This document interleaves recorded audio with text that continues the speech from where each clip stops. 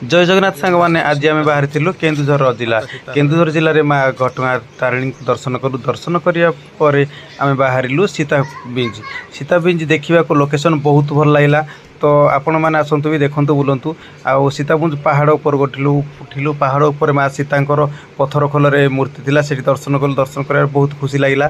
आउ देखु आपण मैंने भलसे लोकेशन टी केते बढ़िया लगे आ लोक गहली नाला एते तो तथापि देखु बहुत भल थिला लोकेशन।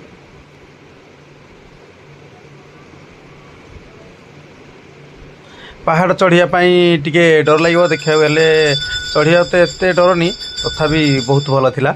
देखो ऊपर लोकेशन देखिले भी बहुत बढ़िया लगे ऊपर गले आम फोटो फोटो उठेलु तो देखो माता सीतांकर कौटी मूर्ति अच्छी सेठी भी जाइलु आम देखो ये माता सीतांकर मूर्ति थिला तो दर्शन करिया पर भी बहुत खुशी लगिला।